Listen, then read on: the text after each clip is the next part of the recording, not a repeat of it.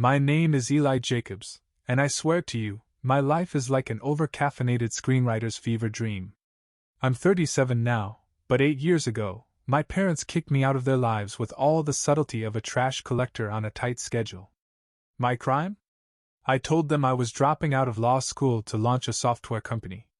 My father, the Honorable Judge Robert Jacobs, who can quote property code in his sleep but can't remember my birthday, looked at me like I'd confessed to strangling a puppy.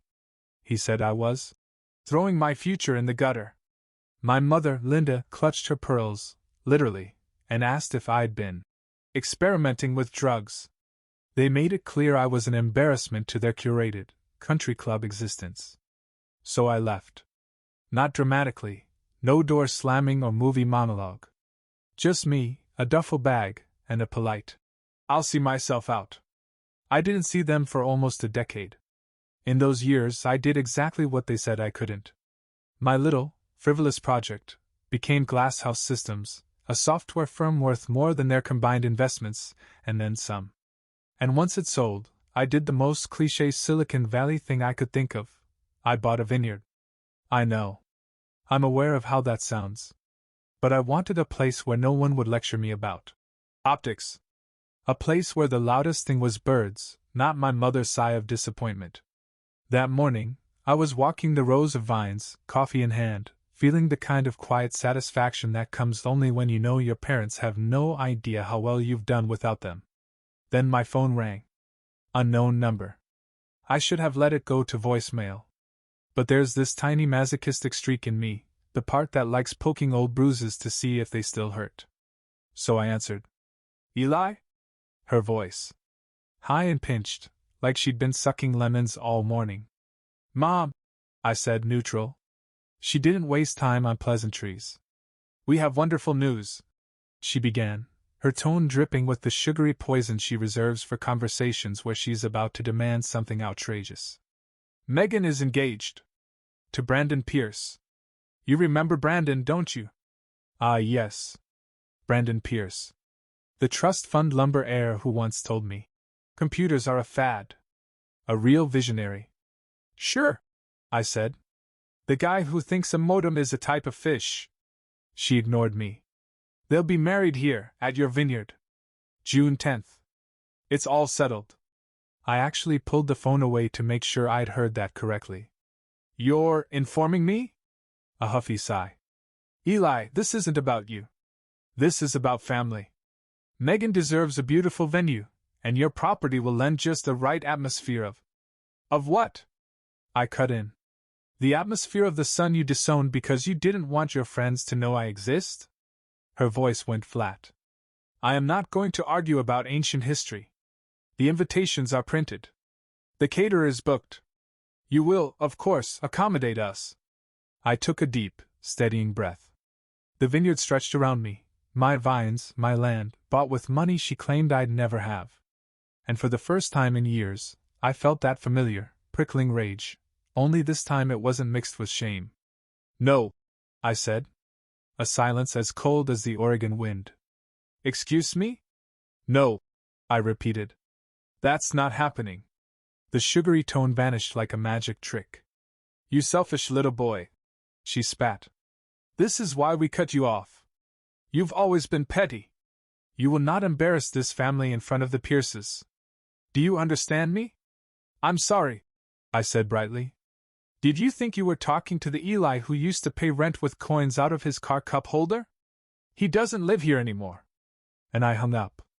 The quiet after was delicious. Like the first clean breath after leaving a stuffy room. But I knew my mother. She wouldn't let this go.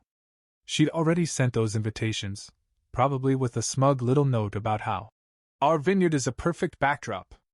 She was banking on me caving, on the same guilt that had once kept me up at night. I looked around.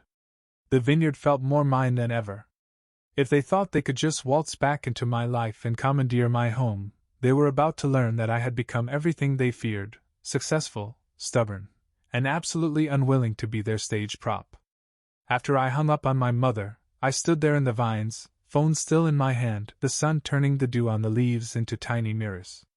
Part of me expected her to call back immediately, to to scream or cry or unleash whatever combination of emotional blackmail she thought might work.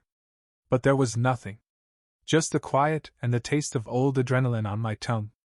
I should have felt relief. But mostly I felt a dull, exasperated ache. Because I knew she wasn't going to drop it. My mother has never accepted a no that didn't come with a notarized letter and a court order. I was right. 3 hours later, I was in my office, going over payroll, when my phone buzzed again. This time it was my sister, Megan. I hadn't heard her voice in 8 years. Not since the day she stood on the porch watching me load my suitcase into the back of my old Civic, arms crossed over her chest, wearing that same disapproving smirk she must have been born with. I let it ring until voicemail picked up. I'd barely set the phone down when it rang again. And again. On the 5th call, I gave up and answered. Eli, she began, her voice sugary in a way that made me want to laugh. Mom said you were confused about the plans? Not confused, I said. Just unwilling. A little huff of annoyance. Eli, don't do this. It's one day. You have all this space, she said, as if space was a synonym for reason to bow to her entitlement. You mean my property, I corrected. Oh my God, Eli, she snapped, dropping the sweet act in a heartbeat. Do you have any idea how selfish you sound? You've always needed to make everything about you. This is my wedding. My future. All we're asking is for you to be gracious. I leaned back in my chair and closed my eyes. Once, her words would have stung, would have made me question whether I was the problem. Not anymore. Megan, I said slowly, I don't owe you anything. I don't owe you a single inch of this land. You're unbelievable, she hissed. After everything Mom and Dad did for you. I laughed then. A short, humorless sound. You mean after they threw me out because I wouldn't pretend to be the son they wanted? There was silence. Then she tried again, the way she always did, switching tactics as fast as she could. Fine, she said, voice trembling with false hurt. If you really want to humiliate the family, go ahead. But know that you'll regret this. We'll just have to make alternate arrangements. Good luck with that, I said and ended the call. I set my phone down carefully, as if it might explode. My hands were shaking. Not from fear, but from a cold, righteous fury. I went to the kitchen and made coffee I didn't want, just to have something to do with my hands. When I returned, there was an email waiting in my inbox. Subject: Re-event confirmation, Jacob's Vineyard. From events@vineyardable.com. I frowned, clicked it open. Dear Mr. Jacobs, we're following up on the reservation for June 10th, as discussed with your family. Attached is the final estimate for the catering and rental services. As a courtesy reminder, we'll need your deposit by end of day tomorrow to secure staffing for the 250 expected guests. Warmly, Emma Clark. Vine and Table Events. My heart thumped once, heavy and sick. 250 guests. They weren't bluffing. They were really going to show up. I scrolled down and there it was, an itemized list of services: catering, floral arrangements, live music, valet parking. All to be held on my land. No signature from me. No approval. I sat back, exhaled slowly, and for the first time, I smiled. Because it hit me then, this was the proof. The receipt of their entitlement. And if they thought they could stage a social coup on my property, they had absolutely no idea who they were dealing with now. I forwarded the email to my lawyer, Nina Patel, with one sentence. We need to talk. Nina had been handling my contracts ever since I bought the vineyard. She was whip-smart, ferociously organized, and had zero patience for people who thought their family name exempted them from consequences. She called within 10 minutes. You sound calm, she said, voice dry. Should I be concerned? I'm past fury, I told her. I've reached an elevated plane of irritation. She laughed. Walk me through it. I did. Every word. The call from my mother, Megan's threats, the email. I could hear her typing in the background, the rapid-fire clicks of someone assembling a legal nuclear device. Do you have any written authorization for them to use your property? She asked. No. They're just assuming I'll cave. Perfect, she said. First thing tomorrow, I'll draft a formal cease and desist. They'll be notified in writing that any attempt to access your land will be trespassing. And if they show up anyway, I will be delighted to file for an injunction, Nina said, her voice bright with the thrill of pending litigation. But if you want to guarantee they don't set foot on the property, I'd recommend you do something proactive. Like? Book the date yourself. Rent it out. Fill it with witnesses. Make sure there's no conceivable way they can pretend it was available. I felt a grin start at the back of my throat. You're suggesting I host my own event? I'm suggesting, she said, that you create an ironclad record. If they still tried to crash it, they'll be trespassing on video, in front of 100 people. No judge in this state will side with them. Any recommendations? Call your favorite nonprofit, she said. Make a donation. Lend them the space for the day. Bonus points if it's something your parents can't stand. I thought about it. And I knew exactly who to call. That afternoon, I drove into town and parked in front of a small brick building painted with a bright mural. The Haven Center, a local LGBTQ+ youth nonprofit I'd quietly supported since moving here. Inside, the director, Rosa Morales, was pacing in her tiny office. She looked up, surprised. Eli. Everything okay? Better than okay, I said and sat down. I told her the short version, the wedding invasion, the entitlement, the threats. I left out the petty parts, but she was smart enough to see the subtext. Rosa listened, her eyebrows climbing higher with every sentence. Wow, she said finally. I thought my mom was overbearing, but this is Olympic level. Here's my idea, I said. The Haven Summer Gala. Wasn't that scheduled for the end of June? She nodded cautiously. What if you held it here instead? On June 10th? Her jaw dropped. You're offering the Vineyard? For free, I said. Full access all day. I'll cover catering, parking, security. Whatever you need. Rosa's eyes filled, but she blinked the tears back. You don't have to do this just because your family is. Oh, I'm not doing it just because of them, I said. But I won't pretend it doesn't feel poetic. She burst out laughing. Deal, she said, holding out her hand. When I drove home, my phone buzzed again, this time, a text from Megan. Megan, since you're refusing to act like an adult, we'll be proceeding as planned. The caterers are confirmed. I'll have the coordinator call you to discuss deliveries. I read it twice, then shook my head. Some people don't learn until the lesson is televised. That night, I sat on my porch with a glass of my own Riesling and watched the sun slip behind the hills. I thought about how much had changed since the day I left home. Back then, I'd have felt guilty. Panicked. Desperate to smooth it over. Now, I couldn't wait to watch them realize the world didn't revolve around their expectations anymore. The following morning, I woke up to find 3 new emails from Megan and 2 from my mother. All of them had that same saccharine tone of people who think if they speak in bullet points, you'll somehow forget they have no authority over you. I didn't open any of them. Instead, I forwarded them straight to Nina. Within the hour, she replied with a draft of the cease and desist. To Linda and Megan Jacobs. This letter serves as formal notice that any attempt to enter or utilize the property located at Willow Run Vineyard on June 10th will constitute trespassing. No permission, express or implied, has been granted. Any further communication must be directed to my office. Reading it felt like stepping into the warm bath of long overdue boundaries. I signed it electronically, hit send, and leaned back in my chair.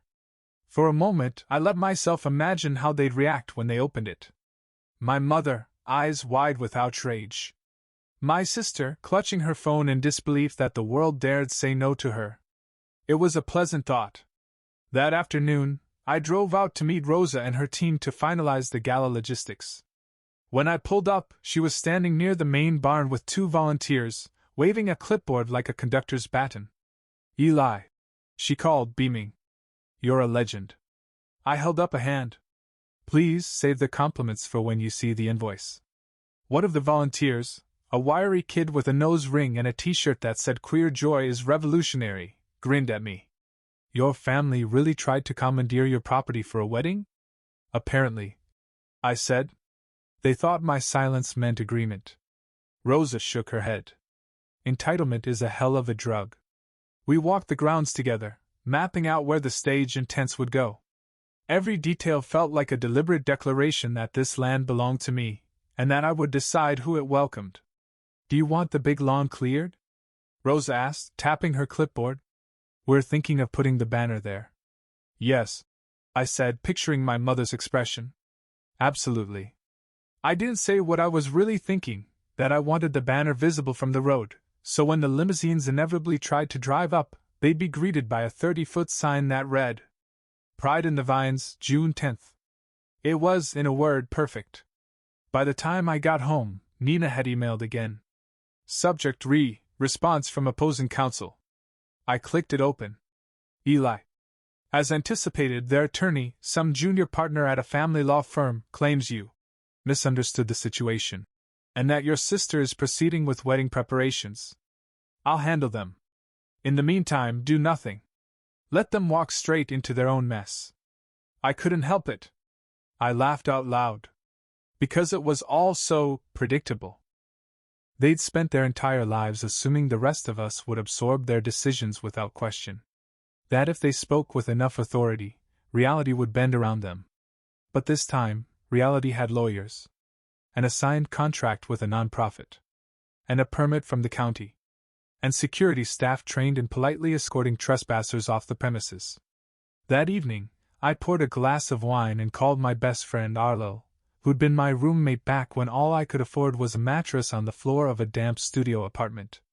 When I told him the story, he let out a long, low whistle. Dude, he said, this is the most satisfying midlife crisis I've ever heard of. It's not a crisis, I corrected. It's a midlife clarification. He cackled. Well, when you're standing there watching them get turned away at the gate, think of me. Oh, I said. I'm planning to have it recorded. For posterity. God, I love you. Mutual, I said, smiling. And as we hung up, I realized that for the first time in my entire life, I wasn't dreading what came next. I was looking forward to it. June 10th dawned like the opening act of a Shakespearean farce. The sky was a flawless, early summer blue, the vineyard glowing in the morning sun. Volunteers in bright t-shirts were unloading tables and rainbow bunting from rental trucks. The caterer, an exuberant woman named Lacey who looked like she could run a military campaign armed only with canapes, was barking orders over a walkie-talkie. It was exactly the kind of chaos my mother would have sniffed at in disdain. Perfect. I stood on the wraparound porch with my coffee, watching the transformation unfold. My home was becoming a celebration of everything my parents pretended didn't exist: color, inclusivity, community. At 11 a.m., Rosa found me inspecting the setup. She looked equal parts overwhelmed and delighted. Eli, she said, I owe you about 50 thank yous, but I'm too busy to say them all. Consider them accepted in advance, I said deadpan. She grinned. A text buzzed on my phone, breaking the moment. Unknown number. We're on our way. Be ready. I didn't need a signature to know who it was. My mother, deploying her threat like she thought it was a tactical nuke. I showed Rosa the screen. Should we be worried? She asked, brows raised. Only for their pride, I said. At precisely 1:30 p.m., I got the first visual confirmation that the invasion force had arrived. A convoy of black SUVs and 2 white stretch limos turned up the gravel drive like a scene from a budget crime thriller. I exhaled slowly. My heart thumped once hard. Not fear, just anticipation.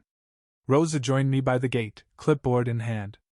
A few volunteers gathered behind her, their expressions a mixture of curiosity and barely restrained glee.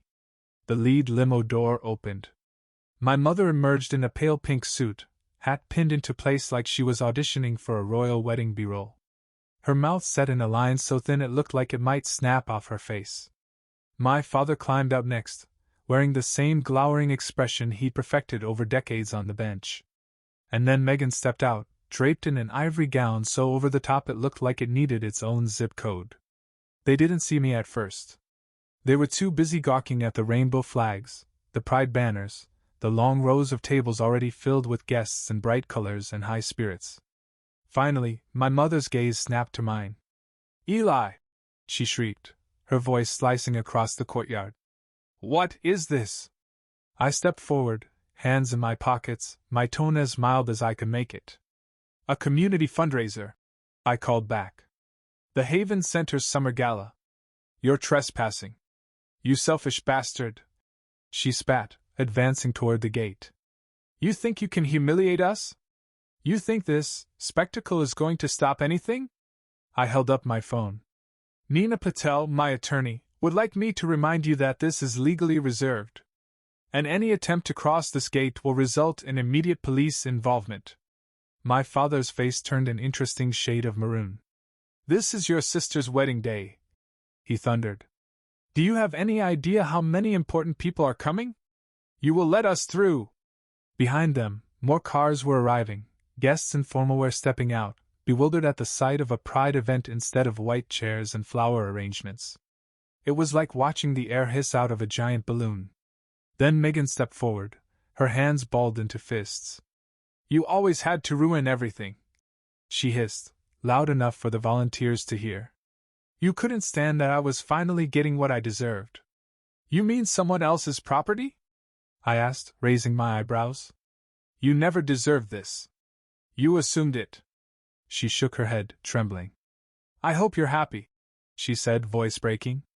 "I hope you enjoyed being alone." A sad little part of me might have flinched at that once. But I wasn't 18 anymore. "I'm not alone," I said simply. I turned and gestured to the tables behind me, filled with laughing guests, people hugging, people clinking glasses. "This is my family now," I said. My mother made one last lunge for the gate, but two security guards in polo shirts stepped smoothly into her path. "Ma'am," one of them said calmly, "you need to return to your vehicle." She opened her mouth to argue, but the guests were starting to take photos. Someone was recording on their phone. And I knew exactly how much she hated public embarrassment. My father's shoulders sagged. He reached for her arm. "Come on," he said hoarsely. For a moment, she looked like she'd rather combust on the spot. But finally, she turned back to the limo, her spine ramrod straight. Megan didn't follow. She looked at me one last time, her eyes glassy. "I hope you choke on this," she whispered. Then she turned, gathering her skirts, and climbed back into the car. I watched the convoy reverse down the drive, tires crunching on gravel. Rosa exhaled beside me. "Well," she murmured, "that was a lot." I laughed, feeling lighter than I had in years. "Yeah," I said. "But it was exactly what needed to happen." The convoy of limousines finally disappeared down the road, leaving only the dust and the faint smell of overheated egos. For a moment I just stood there, the quiet settling around me like a soft blanket. Rosa and her volunteers were watching me, wide-eyed, like I'd just performed a live exorcism. I let out a slow breath and turned back toward the lawn. "Okay," I said, clapping my hands once. "Let's get back to the fun part." They erupted in relieved laughter, the tension dissolving like morning fog. By 3 p.m., the gala was in full swing. The courtyard was a riot of color, banners fluttering in the breeze, tables piled high with food, music drifting from the speakers. Guests wandered the vines, glasses of Riesling in hand, greeting each other like old friends. If you told me 10 years ago that my vineyard would one day host an LGBTQ+ fundraiser on the very day my family tried to stage their social spectacle, I'd have called you delusional. But looking around, I realized I couldn't have planned a better counterpoint. At one point, Rosa came up beside me with a glass of sparkling water. "You okay?" she asked gently. "Yeah," I said, surprised to find it was true. "I really am." "Good," she said. "Because I have a feeling this story is going to become local legend." I raised an eyebrow. "Already?" She grinned. "Eli, half the people here watched them get turned away at the gate. And I'm pretty sure at least 3 people live-streamed it." I shook my head, laughing. "My mother is going to have an aneurysm." Rosa lifted her glass in a toast. To setting boundaries. I clinked mine against hers. To not caring who doesn't like them. A little after 5, my phone buzzed again. I glanced down, expecting more threats. Instead, it was a single message from Megan. I hope you're proud of yourself. I didn't reply. Because I was. Just after sunset, I slipped away to the porch to catch my breath. The vineyard stretched out under the fading light, all soft gold and deep green. Arlo called as I was watching the last of the guests dance near the tent. Dude, he said without preamble, you are officially my hero. Big day, I admitted. Big day? You turned your sister's wedding into a pride gala. You realize how legendary that is? I rubbed a hand over my face. I didn't do it to be legendary. I did it because they needed to understand this is mine. Yeah, he said, voice softening. And because you're not the kid they threw out anymore. I swallowed, feeling something loosen in my chest. Yeah, I echoed. That too. When the last guests finally left, Rosa hugged me tight. Thank you, she whispered. For everything. I didn't have words. So I just nodded.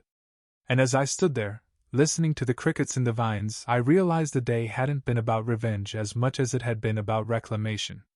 This place. My life. My story. It all belonged to me again. The next morning, I woke up to a phone vibrating itself off my nightstand. I squinted at the screen. 23 missed calls. 3 from my father. 7 from Megan. 13 from my mother. That felt about right. I set the phone face down. I wasn't ready to let their outrage infect my first quiet morning in weeks. Instead, I walked outside, coffee in hand, and took in the aftermath. The courtyard was littered with rainbow streamers and stray cocktail napkins. A few volunteers were already back, gathering up folding chairs and stacking catering trays. Rosa waved at me from across the lawn. Good morning, she called. Sleep well? Like a rock, I said truthfully. While I helped her load boxes into a van, one of the volunteers, a college kid with a purple undercut, sidled up to me. Was that really your family yesterday? They asked wide-eyed. I sighed. Unfortunately, yes. They shook their head with an expression of solemn awe. Iconic, they whispered. And you know what? It kind of was. By noon, the last of the equipment had been hauled away. The vineyard looked like itself again, quiet rows of vines, the breeze carrying the faint scent of earth and late summer blossoms. I should have felt relief. Instead, I felt something I couldn't quite name, a clean, cool emptiness, like a room finally cleared of junk. That afternoon, Nina called. Thought you'd want an update, she said briskly. Let me guess, I drawled. They're threatening to sue me for emotional distress? Close, she said. Their attorney emailed this morning. They're demanding reimbursement for the deposits on the wedding vendors. They're claiming you maliciously interfered with their plans. I barked a laugh so sudden I nearly choked on my coffee. Are you serious? Serious as a migraine, Nina confirmed. I already drafted a response. In short, no. Perfect, I said. She paused. And Eli, if they escalate, we'll handle it. You don't need to answer a single call or email. Something in my chest unclenched. Thanks, Nina. Anytime, she said. Go enjoy your vineyard. Later that evening, I sat on the porch, legs propped up on the railing, watching the last light drain out of the sky. A text buzzed on my phone. Arlo again. Did they try to storm the gates today, or are they licking their wounds in silence? Silence, I replied. Mostly. You okay? I looked around. The land was quiet. The air smelled like sage and ripe grapes. For the first time in my life, my family's approval, or their outrage, felt utterly irrelevant. Yeah, I typed back. I'm really okay. I poured myself a glass of Syrah from the newest barrels. The first vintage that felt like it carried my name without apology. As I raised the glass, I thought of the boy I used to be, the one who would have caved, who would have spent years trying to be worthy of people determined not to see him. I imagined telling him, "It's going to hurt. But one day you won't care. And that freedom will feel better than their acceptance ever could. And for once, I believed it completely. A week later, a letter arrived. Heavy cream envelope, my father's handwriting. I almost laughed. I opened it standing in the kitchen. Eli. Your mother insisted I write. What happened was regrettable. Megan was under pressure. We hoped you'd understand we did what we had to do to preserve our reputation. You've made your point. Maybe someday you'll reconsider speaking to us. Dad. I folded it once, dropped it straight into the recycling bin, and poured myself a glass of wine. That night Arlo and I sat on the porch watching the last light fade over the vineyard. Any regrets? He asked. I thought about it. About every voicemail, every guilt trip, every time they called me selfish for not being what they wanted. And then I smiled. Yeah, I said. That I didn't do it sooner.